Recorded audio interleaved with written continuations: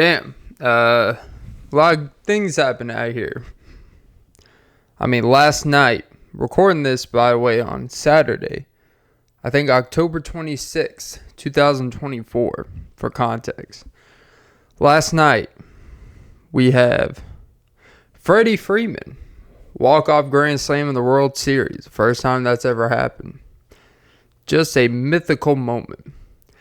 The biggest interview in media history, potentially. Outside of maybe Watergate or Frost or Robert Frost. Not Robert Frost. He's a fucking artist. Frost and Nixon? Yeah, I can't. Nixon. Frost Nixon. Trump finally has gone on Rogan, but probably the biggest of all, something that happened earlier, is I farted on a woman at a kiosk. And this is all 100% true. No exaggeration. But we'll get to the big stories, but let's get to the biggest out there. So you know what? I wake up this morning. I like to have a routine of some sort.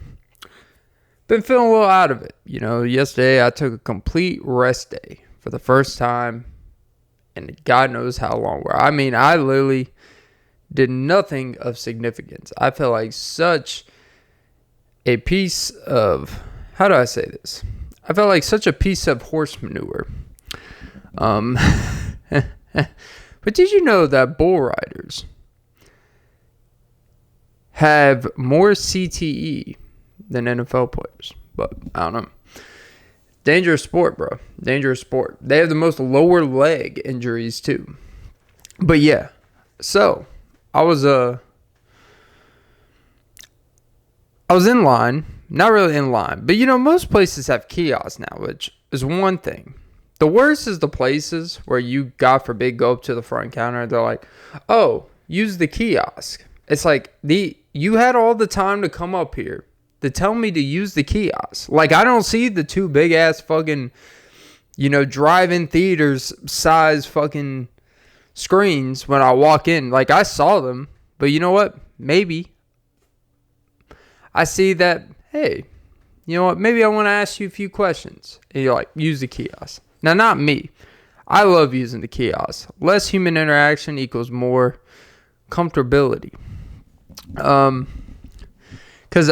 I'm ashamed that I'm there to begin with. No one should ever be proud to be in a Taco Bell. That's one of those places like, oh, I already get caught cheating than being caught in a Taco Bell, It's an odd place. It's kind of like a weird place you're down in life. Like, you don't want to run into an ex that you still have fond potential future memories and goddamn, I miss her, type of feeling. And meet her at a Taco Bell, because that means you both are down bad. No one who's up in their life is ever like, I'm inside a Taco Bell. Life is great. Live Moss. But this woman was living Moss, because after I ate that Taco Bell, I go to another place that involves another kiosk. And I always put fake names, by the way. I have become pro fake name. I'm not someone that's scared of my identity and shit like that. But these kiosks, when you type in your name every day, you just start having fun with it, man. This is a true story. Every time I go to kiosk, I put Troy. Troy, and they only ask for your last name initial A. So I just put A. I remember I started putting that. I'm like, I look like a Troy. Not that I'm saying I look like Brad Pitt, but I'm just saying. I look like a douchebag named Troy Bolton. You are the music in me. And this woman felt some music in her, all right. So you know how these older individuals are, middle-aged people. They are two types of people when they enter into certain establishments. There's a sense of, you know what? I have given to the youth in my life. I have been a mother. I have been a father. I don't have time for your shenanigans. When I walk up to this counter, you need to be here. So, I was at the kiosk right next to the register. She comes right behind me as I'm typing in stuff, But she's not like getting up on me in a weird way. she's kind of getting behind me because it's a visible way for the people behind the counter to see her. Fast forward. So essentially, someone starts coming around, and I didn't realize this lady was right there. You know, typically, you're kind of in your own world. I'm feeling lightheaded. I'm just like focused on what I'm doing. And you ever have those farts where you're like, I don't have to use too much energy to repress this. Like, you know what? If I just, little clench, we'll be good, right? But sometimes we have a tendency to underestimate our own strength, as I've been told. And sometimes some slip out. And I literally farted on this old lady. She kind of had a rudish attitude to her, so I didn't feel too bad in the moment. But I felt bad. I never purposely fart on someone. But, and I know she heard it, but didn't say anything. And you know, sometimes you fart and you don't know, did I actually fart? You know, maybe I'm just feeling things aren't there. That's what she said. But ironically, in the butt, they always feel it. And when it comes out, they felt it. Then she goes right back to the register. And as I'm finishing my order, I kind of feel, you can feel when someone's staring at you, kind of like a ghostly demon. You know, you feel like somebody's watching me. I felt it. So I kind of turned, and this lady's, the side eye was like impeccable. I'm like, she's definitely gotten good at the side eye. She has done this to a few people. And that's when I realized this lady knew that I farted on her. So, yeah. But, you know, and to less important news. But yeah, Freddie Freeman, walk-off grand slam. That lady felt we touched base on a few things. She touched a few bases of things that were, yeah. But yeah. Welcome to episode 305 of the Offbeat Podcast with Clint Nelson. I'm your host, Clint Nelson. Don't forget to like, follow, comment, subscribe, hit the notification bell. Most important, ladies and gentlemen. Don't forget to suck some titties. In case you don't believe me, that I did go to Dunkin'. For the audio, you can hear the drink. And for the visual, I hate the term the visual, the video people, the tube, y'all can see I'm not lying. These are all 100% non-fabricated stories. This one's 100% true. I ain't even gonna lie to you. I did fart on a woman today. But I'm a classy man. I'm not a man that thinks that shit's funny. I am a mature 29-year-old male that doesn't think that farts are funny. Except, it's like, she was the type of woman, I hate to use the term woman, but she was the type of person, because this is across man or woman, when you get to that middle age of, when I walk into a place, service is demanded to me on the spot. And look, I get it. It's like, can you just wait 2 seconds, bro? So they be the type, if you're, and I hate to use cans of soup because I'm not really a soup person, but that's where the old people go. Like, you know, you be looking for soup and stuff, you know, you're looking at the middle aisle. Let's just say you're at a Walmart. That's all. I don't see people buying soup at actual grocery stores. It seems like Walmart is like the grocery store for getting soups, you know. They always seem out of stock. It's a weird observation to make. But, you know, a deal's a deal. And, yeah, old people like their Progresso. But they're not very progressive. But, yeah.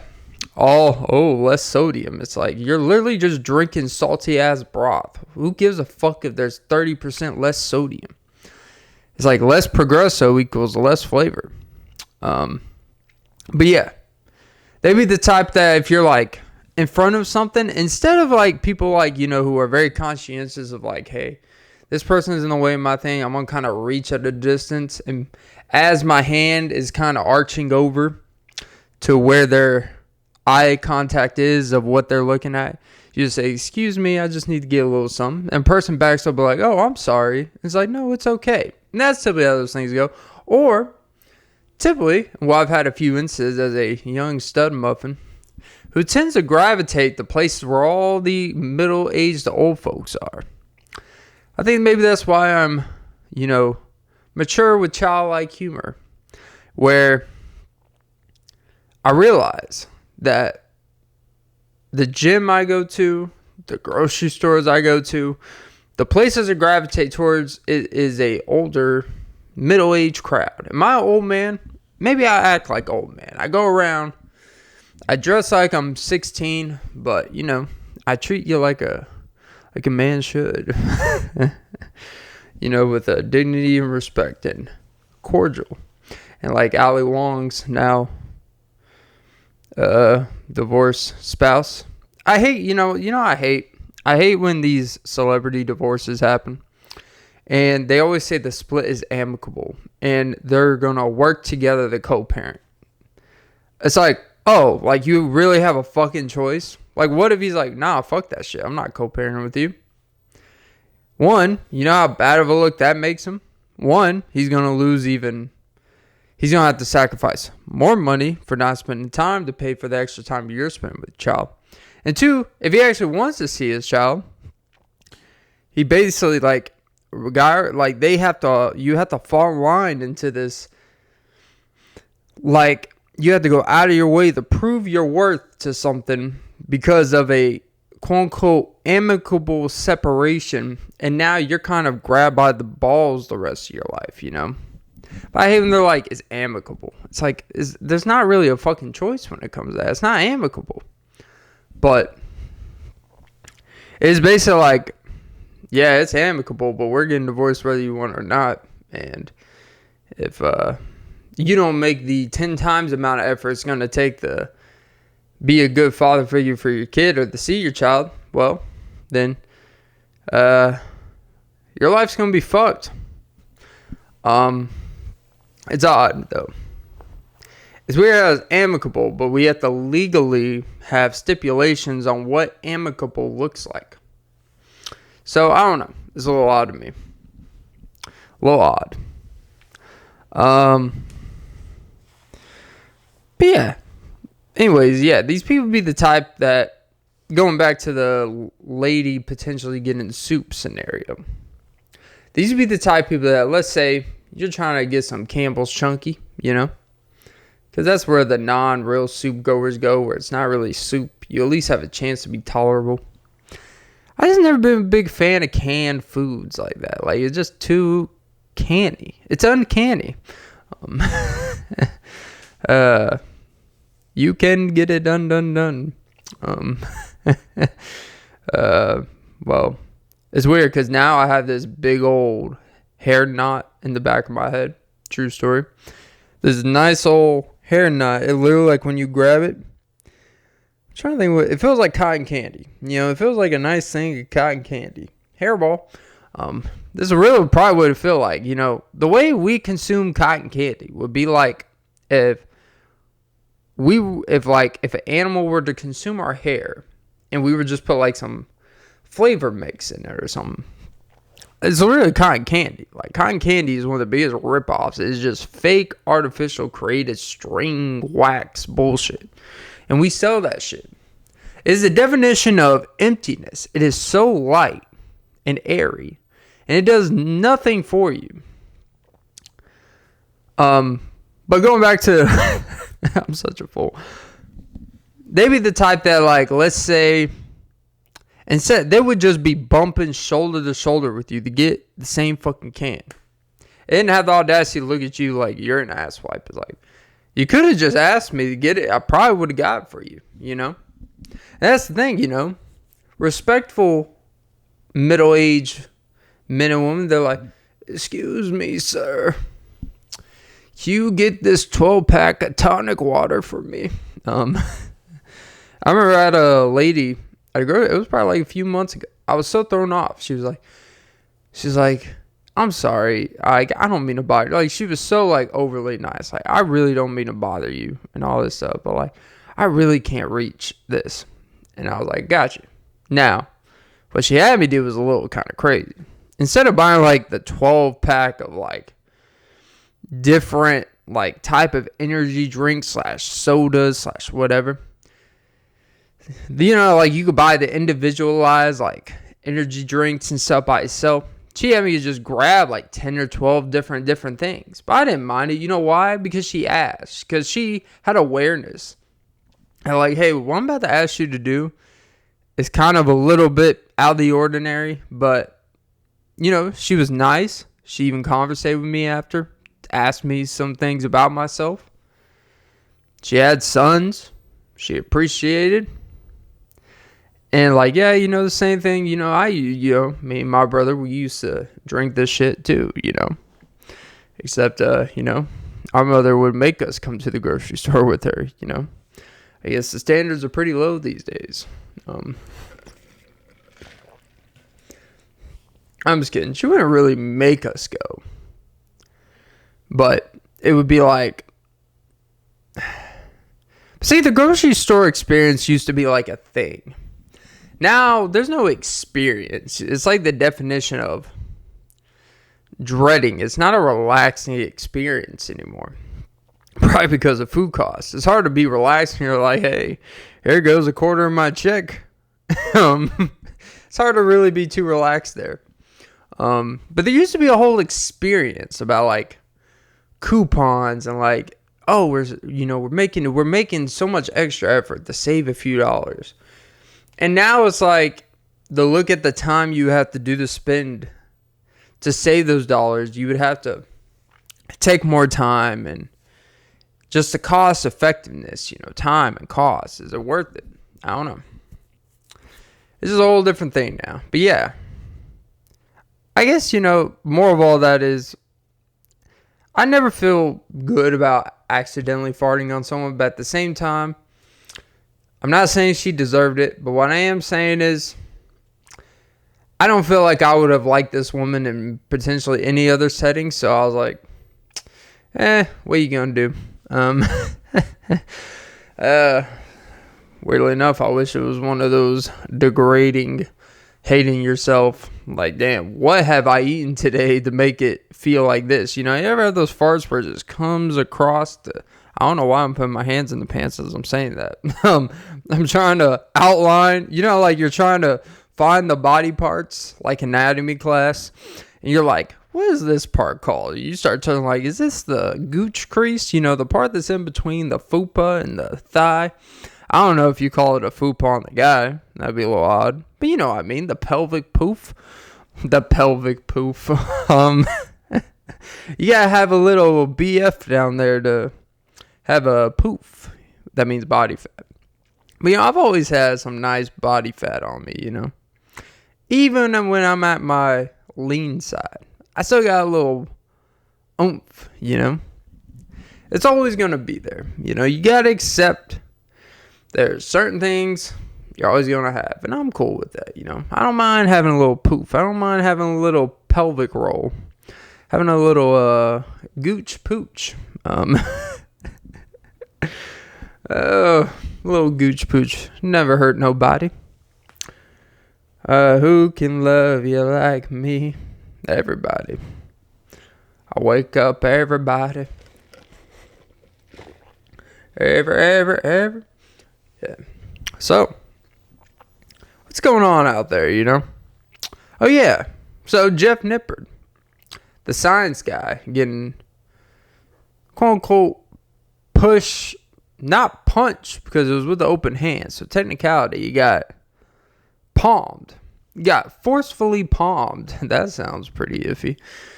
By Mike Van Wyck, a bodybuilder, I think, type of guy. I think also Drake's bodyguard too, potentially. Or one of Drake's bodyguards. Yeah, he just smacked the shit out of Jeff Nippard's throat, And so, one, it's odd to want to collab with someone that because this was all like a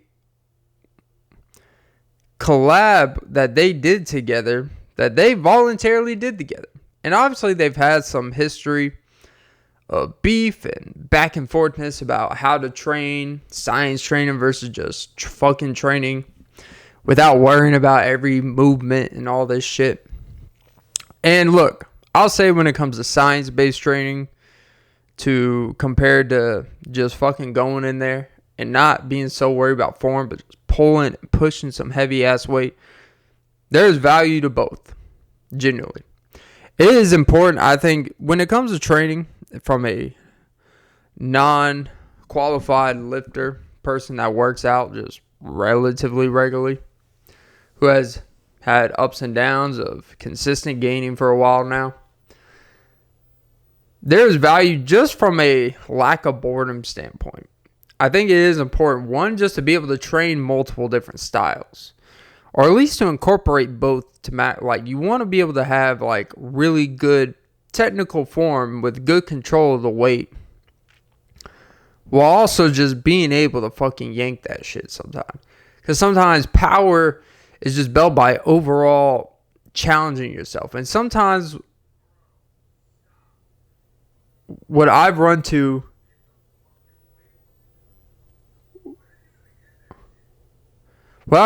when it comes to like science or very technical training, like I am a very slow and controlled movement guy. I've kind of developed that because that's where I have noticed my biggest strength gain. It's where I actually learn. It's very important to learn your body. Hey, I can hear it.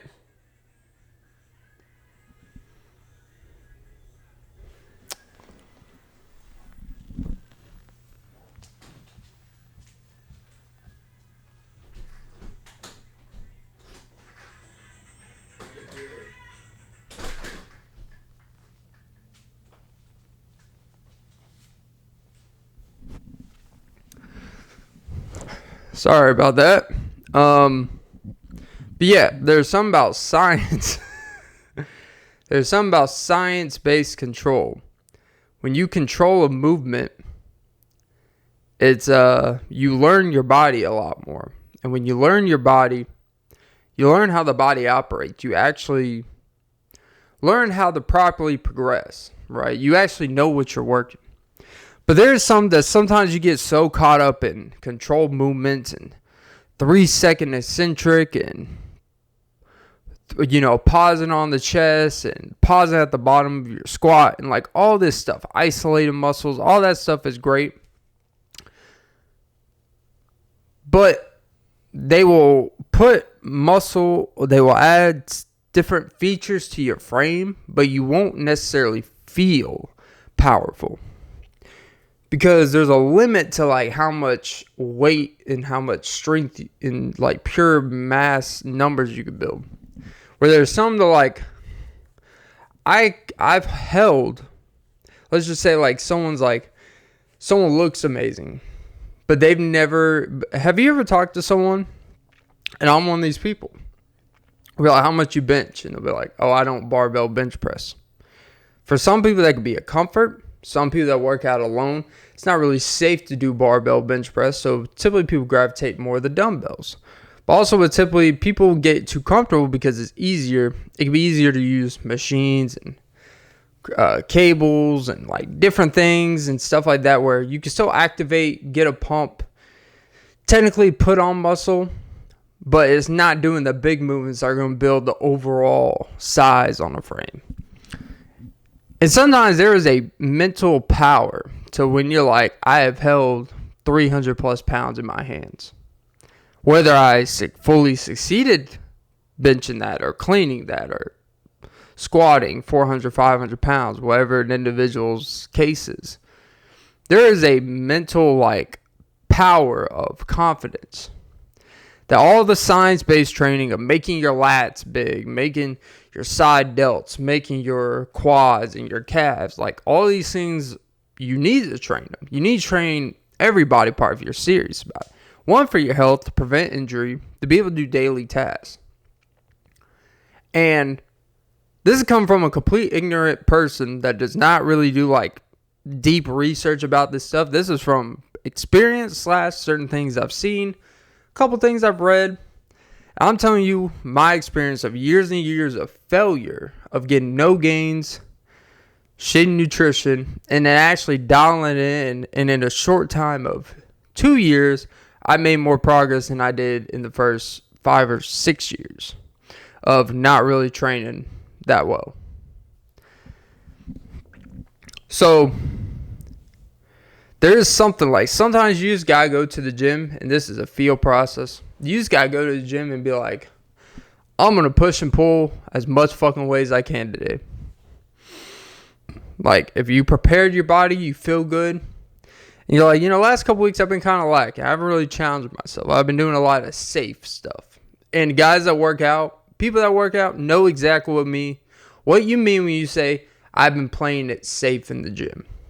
Meaning, I'm not doing squats. I've been doing leg press, some leg extensions, some leg curls and stuff like that, but not really pushing the weight, pushing the envelope. Oh, I go to the gym. I may do a few incline dumbbell presses, but then, I'll just go to seated chest press, seated chest flies. Like, nothing that actually requires your full body stability, your core, per se. None, like, stuff that's going to make you feel it in the chest, but you're not really going to, like, be feeling that deep, deep struggle of intensity. So there's that fine line of science, intensity, and just going in there and just throwing shit around. Now, back to my whole little side thing. Going back to Jeff Nippy. It's weird people say, like, this dude is small. The dude is, like, pound for pound, one of the strongest people you're going to find. I think dude's, like, 5'5", 180 pounds. 180 pounds on a 5'5" frame is insane. Like, people don't realize how compact and strong you have to be. Plus, he's natural, as far as we know. And it's weird that they would do a collab together. Like, if you got a contentious collab, if you got a contentious relationship in terms of point of views, and like, at least one of them has had a history of, like, being able to, like, potentially get violent. Like, Jeff's not going to get violent with anyone over some shit like this. But with all stuff coming out, the dude basically, palm punched him, assaulted him. And it was just, like, when you watch it, you're just like, that had nothing to do with anything he said or did. That was just like, I'm going to take advantage of a vulnerable moment. Someone who's kind of in a defenseless position. Someone who is much, much smaller, who didn't instigate any violence. And I am just going to I'm just going to do because I hate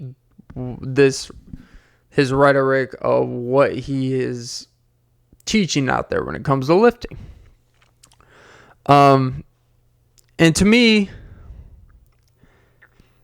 those two, and I think people who are in the gym community, I say because, like, I've been invited in my gym, which is some honoring. We are doing a lifting competition.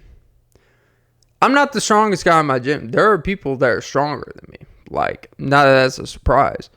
But the fact that it's like people that are serious, people that, like, they're like, hey, we chose, like, you are someone that you have shown great consistency. People respect you. People have admired you.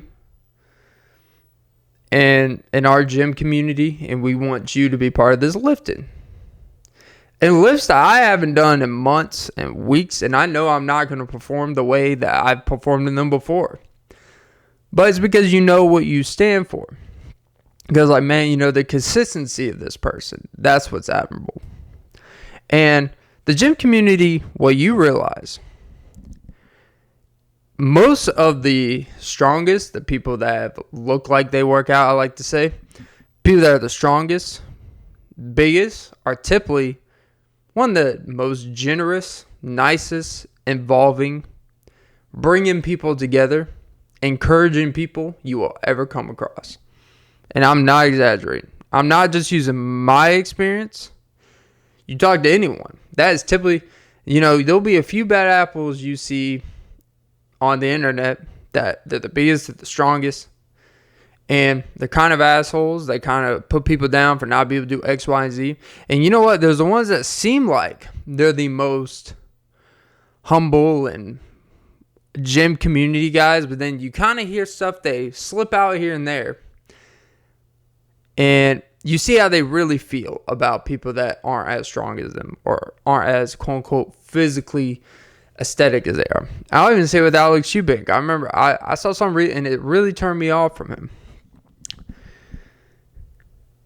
He says some like, if you've been training for X amount of years and you can't bench, 315 or something like that, like, don't even like talk to me and say that you lift. It's like, bro, you are literally so insecure about yourself that apparently even you being able to bench 315 doesn't matter enough to you, because you need to hop on something because you don't want to actually eat fucking food and naturally progress. You're afraid to put on a little bit of fat because you're worried about. So, like, you really think social media cares if you gain 2% body fat? If you actually are putting on muscle? That's the crazy part. A lot of this stuff is in people's fucking head, bro. It really is, bro. But it's whatever. You hear this little slippage. When a guy that's Jeff Nippard, if anyone were to go up to his gym and ask him, like, hey, like, Jalen, I just want to know, like, how to properly do this. What is the tip that I'm doing? He will probably take a couple minutes out of his time and gladly show you, explain it. Explain the external rotation of your shoulders and why when you're benching, you feel it in your interior though inside your egg. He will probably explain all that to you. And Mike Van Wyck is the type of guy, as we see, that anyone that's even a threat to be as big or as strong as him, or to do something in a way that puts on size and muscle that isn't what they automatically have to find ways to demean or to kind of belittle that knowledge by being brute, by using force. And their two styles of training kind of explain their personality. Jeff is very analytical, science-based approach, you want to call it. And he's the way he talks, presentation is just like that.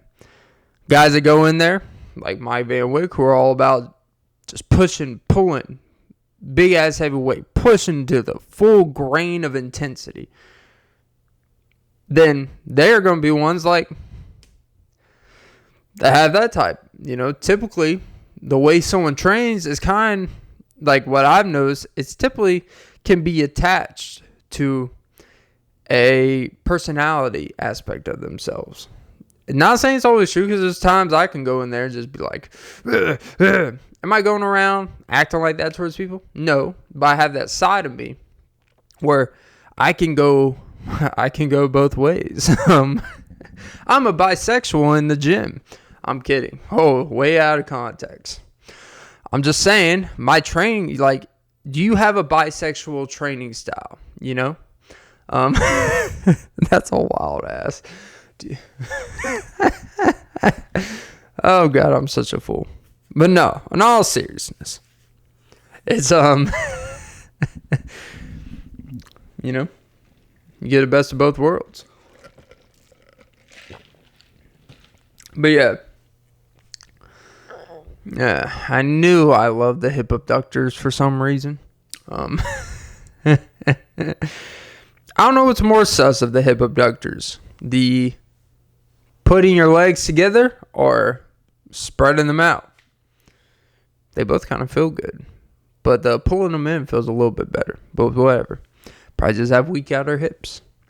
And but no. So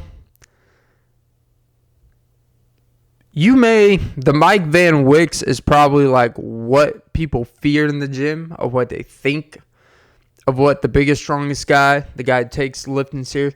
When in reality, most people are along the lines of someone like, Jeff in a sense, or someone like Max Taylor, someone who's like C-Bum. It's weird. It's like Chris Bumstead is probably one of the most humble, will help with anyone, just most genuine people. And even with all the stuff that he probably has had to take.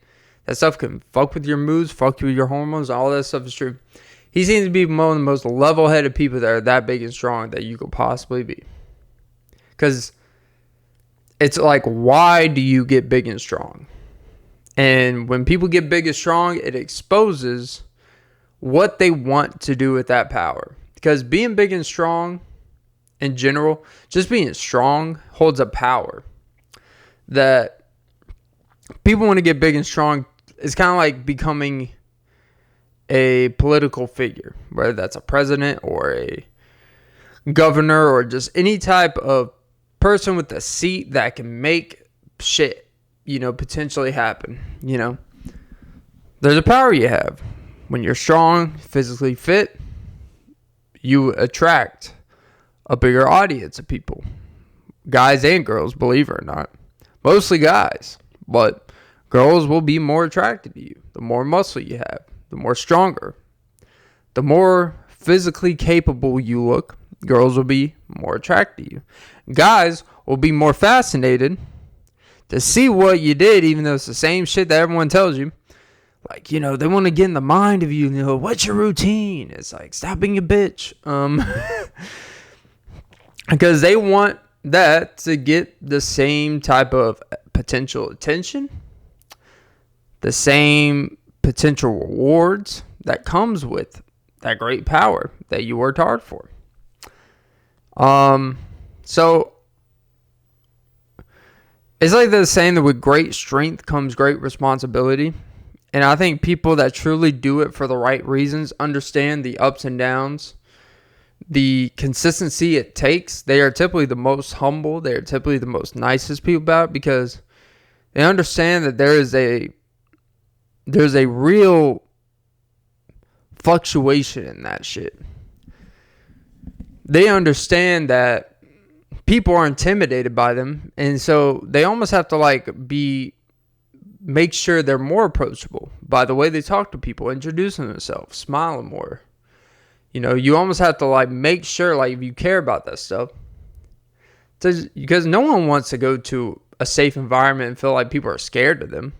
It creates a weird oh, this douchebag wearing a tank top to show off his muscles. It's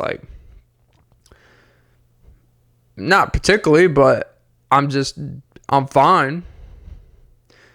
I wear tank top whether I have warmed up, whether my muscles look good or they don't. And I think it's kind of a conscientious choice, maybe. Because if you only want to be seen in a tank top when you quote unquote are pumped up and not when you're flat. Your relationship with is, I just always got to make sure I look intimidating. Not, I know what my body's capable of. I know I haven't eaten or drinking enough water today. I know I haven't really fed my muscles today, and that's okay. Because my relationship with my body is actually very healthy. I understand. I don't really care how pumped up I look. It feels good. Don't get me wrong. It's a great feeling when you are 70% into your workout and you're at that peak vascularity, pushing your body, you've eaten perfectly that day, you're so fucking hydrated, you have the pre-work, you have everything in your system to get that pure max look of, I have pushed my body to pure disgusting vascularity. There is something that's nice about it. But don't be one of these assholes that if you walk into a gym and you quote unquote haven't gotten a pump yet and you're afraid your shoulders, your arms look flat, you have no vascularity yet. It's but you're going to after doing a few sets of shit. Sorry, I know I went on a tangent there. But the point is your intentions for why you consistently do something will be exposed when you are given that power. When you have achieved that type of power, whether that's in your local community, on a wide, nationwide, or even worldwide, It's if you're a Mr. Olympia bodybuilder, you have become a worldwide icon to a lot of people that look up to you. and think that you look like this all the fucking time. When in reality, they look like that maybe for like 4 days when they are preparing for that. They don't see the 3 months that they put on 30 pounds of just bloatedness. They don't see the overeating. They don't see the extreme dieting cuts to have that muscle show up. They don't see like the consistency of, even when you're in your off season, to not completely ever be in a complete off season where you just don't feed your body what it needs. You know, they don't see the science. They don't see the everyday habitual consistency approach to it. And now you have set, quote unquote, you are considered the male body standard. And when you have the male body standard, it's like now that C-Bone's retired, like, he's obviously not going to try to stay in that shape, but like, he's still probably going to work out. He's still going to be big as hell. But what does that look like to him? To, like, what does it look like to him if he falls off a little bit? Now he's disappointing people, right? It's a weird thing. It's like he doesn't need to prove anything, but he's going to feel that pressure to still prove something. And, you know, kind of going back to the main topic, I know I keep going all over the place, but the nicest and most generous people you go meet in the gym are the ones that have achieved the type of success or strength in the gym that you are seeking. Because they understand, like, how hard it is, the ups and downs it took to get there. And they understand why the fuck it's hard to get out of that initial phase of pushing yourself. For every Mike Van Wyck, there's going to be like 1,000 people, like, you know, whatever your nicest, you know, Noel Dizel, or even Larry Wills. Every video I've seen of him training with someone, the dude is extremely nice. He don't hold anyone to his own standard of lifting. Like, he's always like very encouraging for what someone, where they're at, you know. And that's what it's about, you know.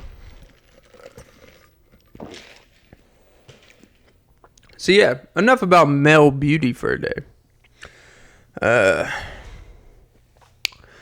So yeah. What else we got on the agenda today? Ooh, that's a text message. Yep. Sorry, you know, I've been writing shit down. I wrote notes for like months and months, or not months, but like weeks ago. I like writing random shit that I hear that is so stupid on the surface, but then like the more you let it sit in your phone and you read it like a week or two later. I think here is a perfect epitome of people that don't do research on things, but what they say isn't necessarily incorrect. No facts, but no lies. Because facts, like, they have to be proven by data or blatant observations. Like, yep, that is what happened. But a lie is just something where it's just blatantly a lie. So what's beauty about doing something like this, where you can't be held to any standard of research and correctness? It's all observational. Anything observational can always be interpreted. Can be spun a certain way. Anything that's up for interpretation is technically never true or false, except if it's blatant. So anything I say on the show is just no facts, but no lies. I don't know if you should be proud of that, but for some reason I am.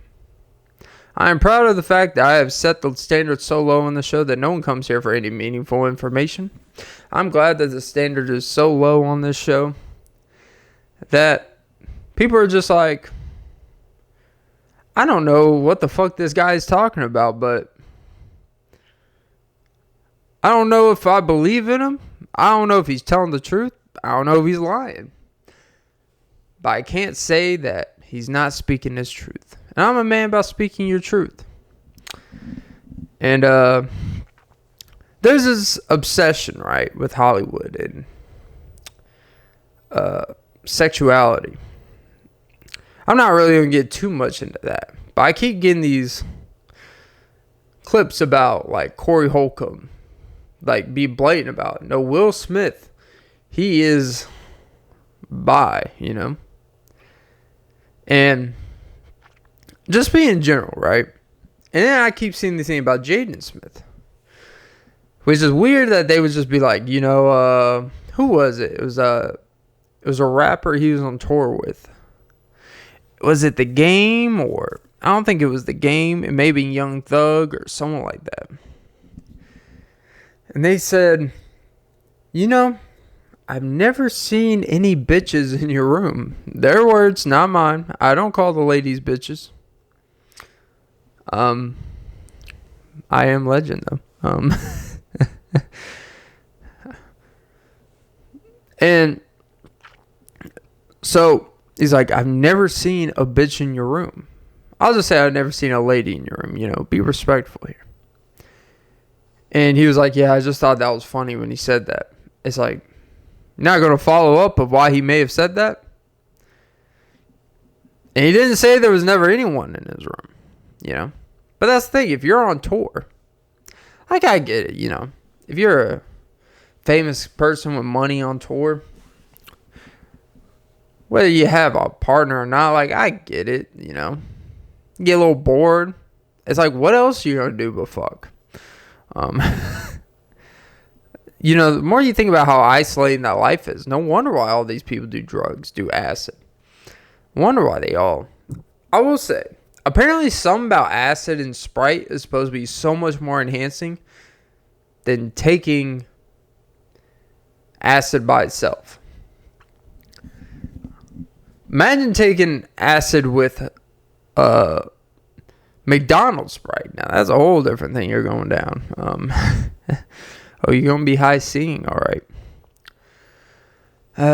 McDonald's food is such trash, man. Like, it's not even the taste quality. Like, I've never eaten such food and felt more of nothing filled after. Like, I think that's the thing is, like, the more you get accustomed to eating food that actually fills you up, when you eat outside food, like fast food and stuff, and none of it, like, even remotely fills you up. Uh-oh. What? God damn it.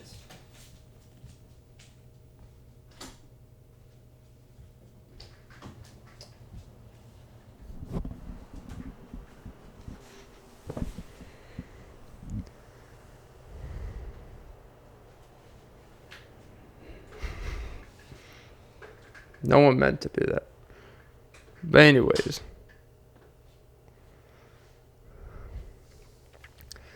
Yeah, when you realize how much food doesn't fill you up.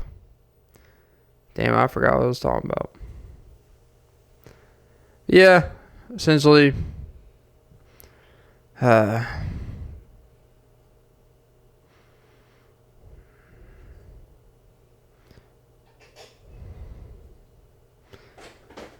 saw a video of a mountain lion killing a cat named Oreo. It was kind of sad. At first, I thought it was fake. But these mountain lions, man, they do not play. I used to think the mountain lion thing, like, anytime you hear, like, oh, the coyotes are going to get the cat. It's like, I've seen, like, maybe 2 coyotes in the past 5 years that we've lived here, wherever that place is. And then, you know, your cat goes out one time and they don't come back, you know. It's a real thing, you know. I get the paranoia. I wouldn't, if I was like full ownership of a cat or dog, I would be more like, hey, you know, let them out, let them come back. And They probably wouldn't. I also made an assessment. Me and the lady, we were talking about something. Somehow Meet the Fockers came up, you know. And we came to a conclusion that if I was a father, I would be like Greg's father on Meet the Fockers. If you guys know, you know. If you know, you know. I hate when people say that. If you know, you know. It's like, well, obviously, if I know, I know. If I don't know, then I don't know. But whatever, you know. God, I've been on a Curb Your Enthusiasm binge. Something about that old man. He just gets it. You know, dwelling on the things that don't matter, but they really do matter. Like if you're at I was watching an episode, and I was like, this is so like something I would do. And I'm not saying I'm him, but like the similar thought process of just like, this fucking guy's eating all the fucking appetizer. Like if you're at someone's house, they're having like a get together party. They have all the appetizer, you know, the cheese, the crackers, the sandwich meats and the crackers and the deli meats and all this stuff, you know. Dips and salsa. Now this was a rich ass person, so they had caviar. They literally had crackers and caviar, and this one dude was fucking scooping the caviar onto the cracker at an absorbent amount. And there is some about the appropriate when you're at someone's house in a group setting. There is an appropriate amount to eat. Like, you know, when you've started to eat a few too many wings, a few too many deli meat crackers, where it's like, I need to wait a few minutes, see how many people get up and get the shit. Or you gotta at least wait for a few people to leave. Or you gotta at least ask, like, hey, can I? But this dude is fucking just scooping caviar. Like, you know, he's at a Chinese buffet. Like, it's coconut shrimp. And he points out, like, oh, so, you know, you have no sense of allotment. Of spreading allotment across everyone here. It's only you can fucking eat the caviar. He's like, it's all you can eat. He's like, yeah, it's all you can eat for all of us, not just you.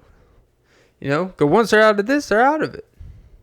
And this dude was fucking just dumping the caviar, which I never understand the caviar. I think it's fish eggs. So I guess it's really just like sperm. We just love putting sperm in our mouth in America, don't we? That's all these eggs are. We just love eating eggs. We just love eating things. You know, we're anti-abortion until it's eggs, you know. Because we kill that shit. Like, who needs more chicken? Just keep eating this shit, you know. That is odd, you know. We just eating. Our mouths are basically like for breakfast. I mean, for breakfast, we are basically abortion clinics, just as individuals for the chickens.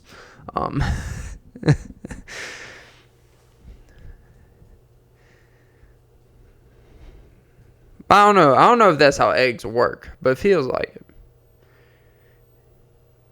It's like a chicken produces an egg, but if you let it sit out too long, it might turn into a chicken. It's where that egg becomes a chicken. We're basically eating like placenta, you know? Placenta for the chicken. I swear, if you gotta watch out for the spiritual ladies that you're with, because they be the type that bake lasagna one night. You come home and you're like, oh, what's this special vodka sauce? It's actually placenta laced, and you're like, oh, all right, cool, you know. Oh, it's actually good for your heart. It's like, not for my soul.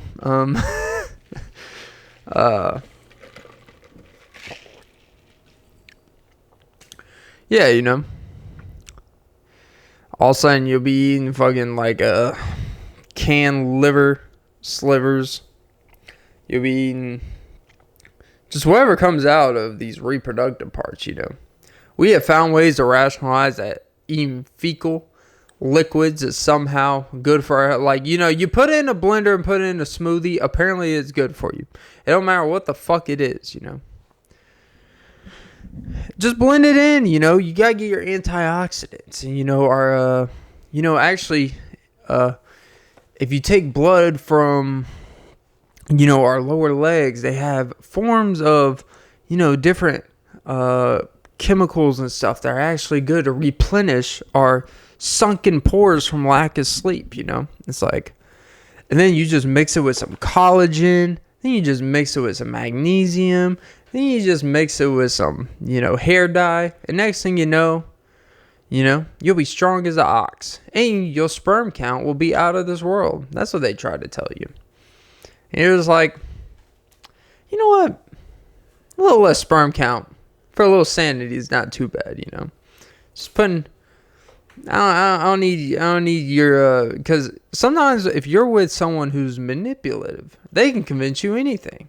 I shit in a sardine can. I poured it in your smoothie because I'm trying to make your skin clear.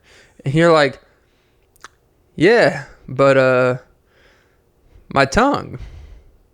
Now everyone says I have bad breath, It's like, yeah, but who cares if you look younger? It's like, yeah, but it doesn't matter if you look younger. When you speak to people, they don't want to be around you because you smell like an old person. So it's kind of counterproductive. That's the thing with these ladies trying to put you see Instagram and TikTok. These girls are just like, we're always trying to find the crazy thing out there. These natural crazy things that are going to just fucking make our skin clear, make our cognitive thought, make our dicks work, make our pussies wetter, make our toes, function, strong knees, probiotics, antibiotics, fungi. It's like, no, actually what you need to do, you need to let the mushroom get so bad, so fungus, then you cut it up, you freeze it up, you take it out, you put it in the oven, you bring it out, you put it in your smoothie, and next thing you know, you're having sextuplets, That's how these things works. Oh, portobello. It's good for your bowel movements. It's like, you know what else is good for my bowel movements? Less stress. That's really good for the bowel movements because I can shit on time because I'm sleeping more,